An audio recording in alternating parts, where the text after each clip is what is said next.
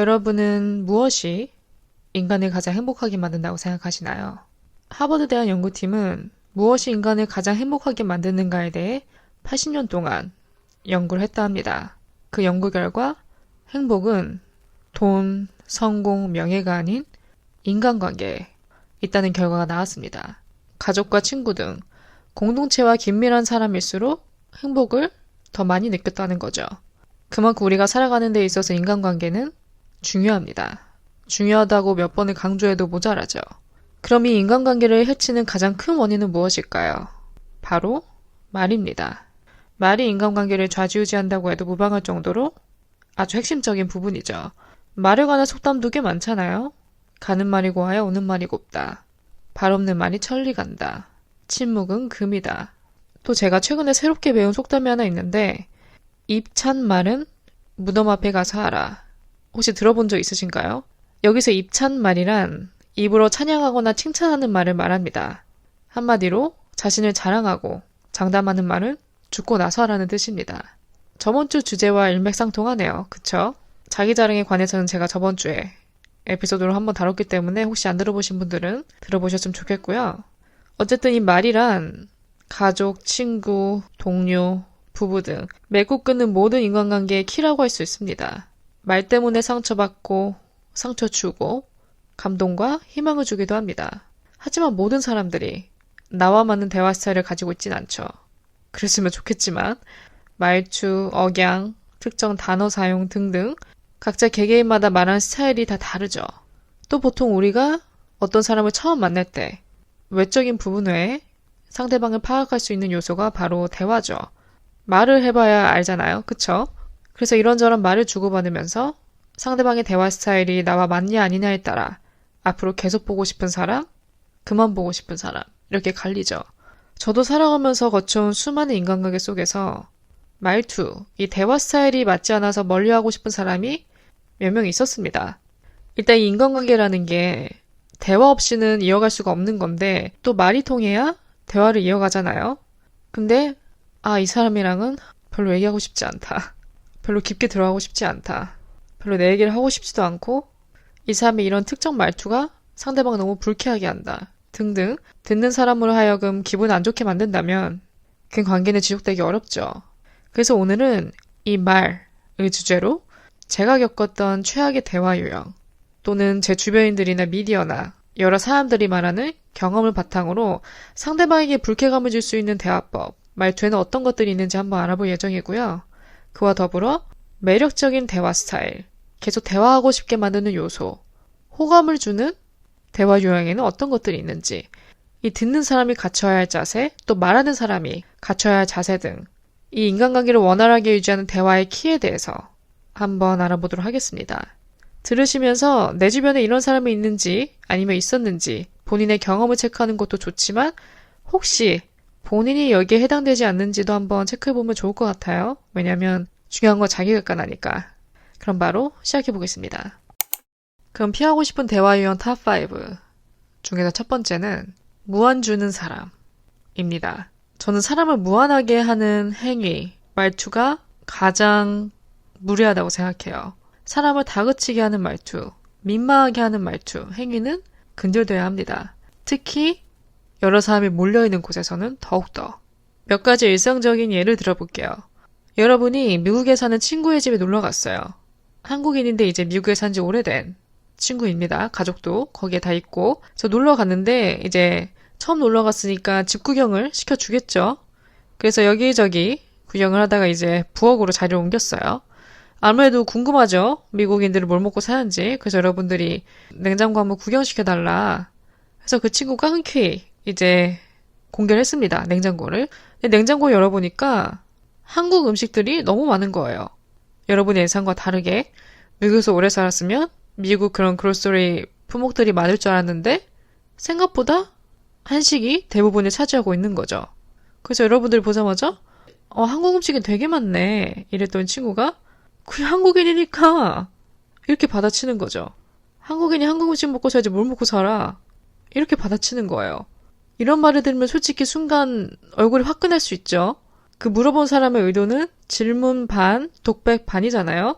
진짜 한국인인 거 몰라서 물어본 게 아니라 미국에 오래 산 사람 치고는 냉장고에 한국 음식이 더 많으니까 어떻게 보면 좀 놀라움을 표현한 거기도 하죠. 근데 그걸 그런 식으로 받아치면은 살짝 민망합니다. 그걸 몰라서 물어본 것도 아닌데. 이런 케이스는 충분히 부드럽게 받아칠 수 있죠. 예를 들면 나도 어쩔 수 없는 한국인이라 한국 음식 그려질 때가 많더라고. 이렇게 충분히 다른 방식으로, 다른 스타일로 답변할 수 있는 거죠. 이렇게 둘만 있어도 민망한 경우가 있는데 여기에 이제 여러 사람들이 일단 생각을 해보세요. 상대방을 얼마나 무안하겠습니까? 그 외에 상대방을 좀 무안 줄 수 있는 말투 중 대표적인 게 좀 다그치는 스타일. 그것도 좀 공개적인 자리에서 상대방이 뭘 좀 헤맬 때, 잘 못하고 있을 때 아니 그게 아니라 이렇게 하라고. 아니 이렇게 하면 되지 머리를 좀 써라. 아니 이것도 못하냐? 등등 상대방을 질책하고 다그치는 행위. 특히 여러 사람들이 둘러싸인 곳에서 이런다면 상처죠. 듣는 사람은. 그리고 그런 것들은 그렇게 쉽게 잊혀지지 않습니다. 평생 남을 수도 있어요. 그래서 이렇게 상대방을 무안하게 하는 말투는 무조건 우리가 삼가해야 합니다. 두 번째는 말끝마다 부정적인 말투. 은근히 우리 주변에서 심심치 않게 찾아볼 수 있는 유형입니다. 꽤 많을 수도 있고요. 아니 그게 아니라 아니 내 말은 이렇게 아니로 시작하는 사람들. 이 아니라는 말이 참 습관이 되기 쉬워요. 저도 무의식적으로 쓰고 있는 제 모습을 발견할 때가 종종 있습니다. 어쨌든 아니라는 말은 부정이잖아요. 근데 이 아니라는 말부터 시작하고 말하는 건 애초에 그런 부정적인 뉘앙스를 깔고 가는 거죠. 그래서 듣는 사람 입장에서는 그게 탐탁치 않을 수 있습니다. 예를 들어 상대방이 주말 동안 뭐 등산에 갔다 온 얘기를 이제 여러분들이 해요. 월요일 날. 그래서 그걸 들은 여러분들이 일정이 되게 빡셌네요. 피곤하셨겠다. 이렇게 나름 공감원의 한마디를 건넸는데 그 상대방은 아니 피곤한 정도가 아니야 이건. 고단한 거지. 이렇게 해서 되게 속상하셨겠어요. 아니 그건 속상한 정도가 아니라 상처지. 등등 이 상대방의 그 리액션 그것을 그냥 그대로 받아주지 않고 거기에 한 번 더 부정을 입히는 거예요. 듣기 좋지 않을 뿐더러 무언가 불쾌합니다. 그냥 한번 이렇게 인정하고 들어가면 안 되나? 이런 생각이 들죠. 부정의 예시는 이것 말도 너무 많겠지만 일단 우리가 습관적으로 쓰는 이 아니, 부정부터 시작하는 이런 말투, 이런 부분은 우리가 확실히 캐치를 해서 고쳐낼 필요가 있죠. 세 번째는 나오는 주제마다 아는 척, 다 겪어본 척, 지식이 많은 척, 언급되는 주제마다 죄다 가르치려 드는 그런 유형들. 나는 이미 그쪽을 겪을 대로 겪어와서 도가 텄다. 이런 뉘앙스를 풍기면서 내가 지금 이 자리에선, 이 대화 속에선 제일 박식하다. 제일 아는 것이 많다. 내 밑으로 다 조용히 해. 이런 마인드. 이런 뉘앙스를 풍기는 사람 한번 겪어본 적 있으신가요? 대화를 하면서 나오는 주제마다 그거? 나는 훨씬 전에 해봤지. 야, 내가 그거 해봐서 아는데 그거 할 게 못돼. 하지마. 야, 내가 그쪽에 꽤 오랫동안 몸담고 있어서 아는 사람이 좀 많은데 어떻게 좀 소개 좀 시켜줄까? 상대방이 경험담을 털어놓는 중간에 꼭 끼어들어서 아는 척을 하는 거죠. 그러면서 약간은 자기 자랑도 포함을 시킵니다. 혹은 또 여러분들이 대화하다가 연예인 누구누구 얘기한다. 그러면 꼭 중간에 끼어들어서 그 영화배우 그 사람? 나 개인적으로 좀 알지. 친분이 좀 있지. 몇 번 사석에서 보기도 했고 사람 괜찮아. 은근한 인맥 자랑. 아시죠? 사람이 아무리 아는 것이 많다 할지라도 상대방이 몰라서 물어보지 않은 이상 먼저 입 밖으로 꺼내는 거는 좀 경솔합니다. 누가 물어보지도 않은 걸 굳이 내 입으로 먼저 꺼내기보다는 일단은 상대방의 말들을 듣다가 들으면서 대화의 흐름을 살피다가 이 부분 내가 좀 한마디 얹어도 되겠다. 그래도 괜찮은 부분이면 한마디 이렇게 거둘 수는 있죠. 참 이 심리라는 게 그렇습니다.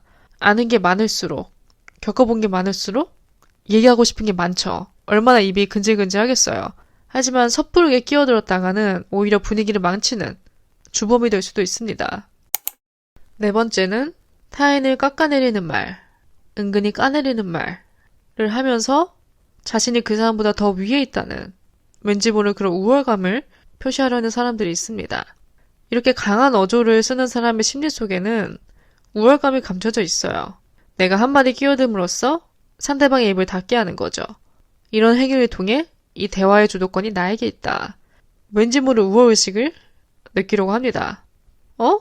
내가 한마디 쏘아붙였더니 다들 조용해지네? 아무도 말을 안 하네? 그럼 이 자리에서 내가 갑이구나. 약간 본인이 파워 포지션을 가진 양 우쭐댑니다. 이런 유형은 오히려 사람들을 쫓아내는 대화법이죠. 본인의 자존감이 낮으니까 다른 사람을 깎아내리면서 본인이 우월감을 느끼고 싶은 거예요. 이런 사람들과 대화를 하다 보면 상대방은 좀 주눅들 수 있습니다. 알죠. 속으로는 저 사람의 저런 화법이 문제가 있다는 걸, 고쳐야 된다는 걸 잘 알고 있지만 막상 그걸 지적하지 못하고 그냥 침묵하는 내가, 맞춰주는 내가 좀 답답하게 느껴질 때도 있습니다.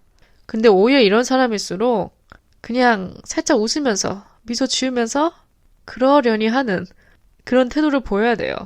뭐 불쾌하다고 나도 감정적으로 맞받아치기보다는 그냥 여유를 가지는 거죠. 우리가 이미 그 뉘앙스는 다 파악하고 있으니까. 그래, 저 사람은 저런 스타일이구나. 저렇게 말하는구나. 앞으로 엮이지 말아야겠다. 그냥 혼자만 이렇게 알아서 판단하고 아, 그래요? 아, 그렇구나.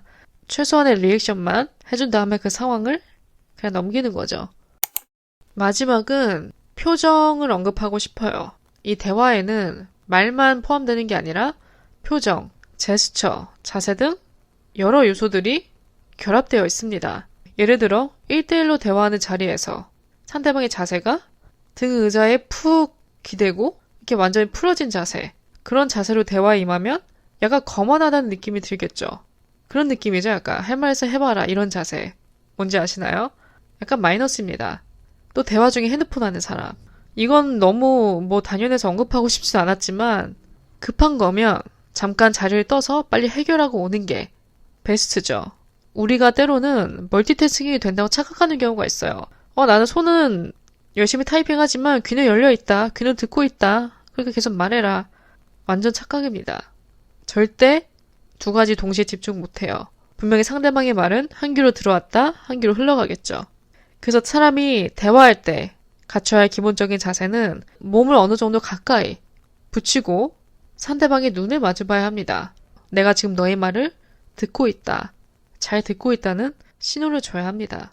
거기다가 좀 더 추가를 해보자면 말할 때 너무 짜증 섞지 말고 표정, 특히 인상 쓰는 거 굉장히 좋지 않아 보입니다. 그런 걸 봐야 되는 상대방은 무슨 죄입니까? 그러니까 이 참 대화라는 게 청각적인 부분도 있지만 시각적인 부분도 포함이 되는 것 같아요. 그래서 모든 게 다 융합이 돼야 되는 거죠. 그래서 마지막은 기본적인 자세, 내가 하는 말의 의도와 표정을 일치시키고 상대방의 말을 잘 듣고 있다는 제스처를 주는 그런 눈빛과 자세를 갖추는 것도 중요한 요소 중 하나인 것 같습니다. 그럼 이렇게 유형을 5가지 정도 살펴봤고요. 그 다음은 듣는 사람과 말하는 사람이 갖춰야 할 자세를 각각 알아보도록 할게요. 일단 듣는 사람이 갖춰야 할 자세는 경청과 공감입니다. 사람이 마음이 급해지면, 마음이 조급해지면 자꾸 내 말을 먼저 하고 싶어져요.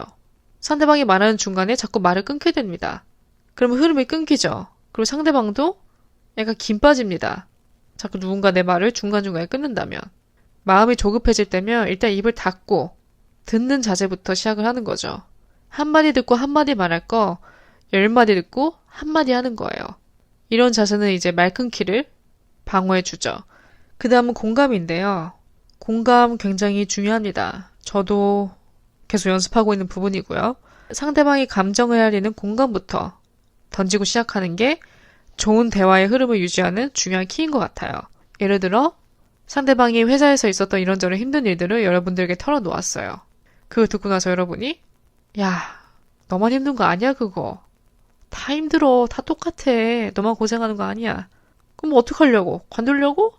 이런 식으로 대화하는 것과 야, 너 진짜 힘들었겠다. 진짜 속상했겠네. 이렇게 대응하는 사람. 둘 중에 어떤 게 더 듣기 좋나요? 당연히 후자죠. 우리가 일상에서 겪은 이런저런 일들을 왜 남에게 털어놓죠? 공감받고 싶으니까. 문제를 해결해달라고 털어놓는 게 아닙니다. 그저 공감 어린 한마디를 원하는 거예요. 그래서 우리가 듣는 입장이라면 상대방의 말에 진위 여부, 결론부터 따지고 들기 전에 공감부터 내뱉고 시작하는 겁니다. 야, 진짜 힘들었겠네. 야, 너 진짜 놀랬겠다. 괜찮아? 등등. 별거 아닌 한마디 같지만 듣는 사람은 왠지 모를 마음의 평안을 느낄 수 있어요. 위로가 될 수 있는 거죠. 아, 그래도 나를 이렇게 이해해주는, 공감해주는 사람이 있구나. 이렇게. 그 다음은 호감을 사는 대화법에는 무엇이 있는지 한번 터치를 해보고 싶어요. 앞서 언급한 공감도 포함이 될 수 있고, 제가 개인적으로 하나 추가하고 싶은 거는 칭찬입니다. 칭찬 활용하기. 사실 저도 칭찬에 좀 인색했어요. 막상 칭찬을 받으면 기분은 너무 좋은데 이걸 상대방이 하려고 하니까 입이 잘 안 떨어지더라고요. 분명히 나는 칭찬해주고 싶은 게 있는데 워낙 이런 걸 잘 안 하다 보니까 뭔가 부끄러운 거예요. 무슨 말인지 아시나요? 저는 이런 칭찬을 외국 사람들 통해서 좀 많이 배웠어요. 여행하거나 이제 어학연수 할 때. 확실히 외국인들이 이 칭찬에서만큼은 마음이 열려 있습니다. 진심이고 아니고를 떠나서 그 칭찬 한마디가 참 사람의 기분을 하루 종일 좋게 만들 수 있어요. 별거 아닌 것 같지만 그 파워가 대단합니다. 그래서 그런 대화 스타일을 보면서 저도 좀 배웠죠. 이 칭찬이란 게 딱히 어려울 게 없더라고요. 그냥 눈에 보이는 이런 사소한 거 하나하나를 찝어서 칭찬거리를 만들면 돼요. 뭐 아웃핏 칭찬, 여자라면 뭐 네일 칭찬, 너 네일 바꿨어? 너무 예쁘다. 뭐 친구가 염색을 하고 왔으면 야, 너 그 색깔 진짜 너한테 잘 어울린다. 찰떡이다. 무엇이든 다 될 수 있죠. 저는 칭찬에도 유형이 있다고 생각하는데 저는 좀 디테일 칭찬러입니다. 칭찬을 남발하는 사람은 아니지만 오히려 영혼 없이 아무 칭찬이나 내뱉는 게 아니라 진짜 뚜렷한 변화나 찝어서 칭찬을 해줍니다. 뭐 예를 들어 직장 동료가 이제 헤어스타일 좀 바꾸고 왔어요. 머리에 좀 웨이브를 이렇게 넣고 왔다. 이러면 오늘 머리컬 너무 예쁜데요? 너무 잘 어울린다. 길이도 적당하고. 펌 하고 오신 거예요? 미용실 가서? 이렇게. 그냥 머리 바꿨네? 머리 예쁘다? 이 정도에서 끝나는 게 아니라 좀 더 이렇게 디테일을 파고드는 거죠. 그냥 이거는 저의 스타일이긴 합니다. 그래도 저는 좀 구체적으로 칭찬을 해주고 싶거든요. 피상적으로 하고 싶지가 않아요. 그래서 이렇게 작은 요소 하나하나를 픽해서 칭찬거리를 만들면 듣는 사람도 기분 좋고 말하는 나도 뿌듯하고 키는 그거죠. 가식적인 칭찬. 가식적인 칭찬은 독입니다. 이건 피해야 돼요. 억지로 짜내는 칭찬. 억지로 닮고 자라서 연예인 누구누구 닮았다. 누구누구 닮았다. 이렇게 쥐어 짜내서 했는데 막상 던지고 나니까 분위기 가뿐싸되고 이런 경우는 피해야겠죠. 그 다음 원활한 대화를 위한 키. 호감을 사는 대화법 중 하나는 우리가 좀 유념해야 될 부분이 있어요. 모든 말은 전달 방식에 따라 달렸습니다. 어떻게 전달하냐에 따라 다르게 들립니다. 같은 말도 충분히 듣기 좋게 할 수 있다는 거죠. 내가 만약에 누구에게 조언을 해줘야 되는 입장에 섰을 때 아, 너 이렇게 해. 내가 그렇게 해봤는데 이게 답이야. 이렇게 해라. 이게 단도직입적으로 내 조언을 좀 강요하기보다는 아, 내 생각에는 이렇게 하는 게 좋을 것 같아. 내가 보기에는 이 길로 가는 게 맞는 것 같아. 이렇게 좀 내 경험을 빗댄 조언을 제시하는 거예요. 아, 나는 그럴 때 이렇게 했었는데 꽤 효과가 있더라고. 물론 이게 답이 될 수는 없겠지만 그래도 너도 이렇게 한번 해보는 게 어때? 혹시 모르잖아. 이렇게 좀 긍정을 포함한 둘러 말하는 기술. 그래서 내 생각에는, 내가 보기에는 이렇게 내 경험을 빗댄 대화 스타일이 훨씬 더 부드럽게 들리는 효과를 줄 수 있겠죠. 마지막은 적절한 침묵 활용하기. 성숙한 사람은 말이 없답니다.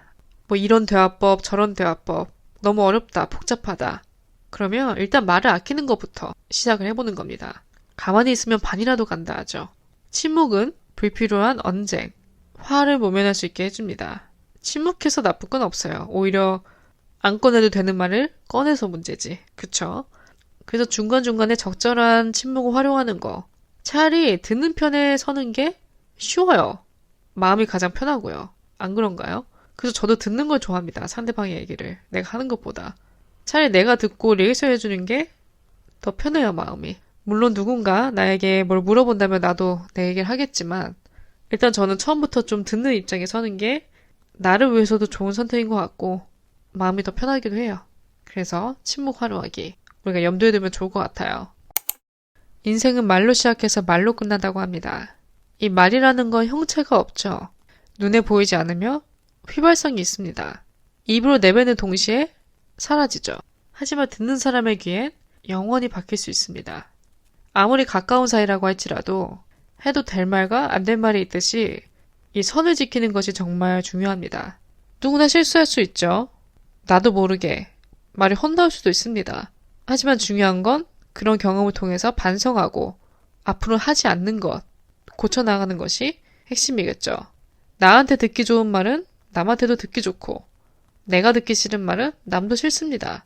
우리가 이 말 한마디 한마디를 내뱉기 전에 그걸 듣는 상대방의 기분을 좀 더 헤아린다면, 기분이 어떨지 한 번쯤은 생각하고 내뱉는다면 말로 생기는 오해나 갈등을 어느 정도는 막아줄 수 있다고 생각해요.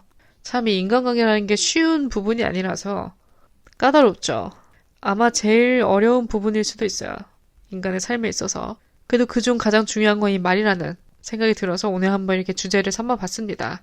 살짝 표면만 다룬 느낌이라 앞으로 다룰 얘기가 더 많을 것 같아요. 또 제가 생각나는 대로 다른 주제로 엮어서 여러분들에게 전달해드리도록 하겠습니다. 오늘도 저희 이야기를 들어주신 모든 분들 진심으로 감사드리고요. 내용이 마음에 드셨다면 좋은 리뷰와 별 5개도 남겨주시면 너무 감사할 것 같아요.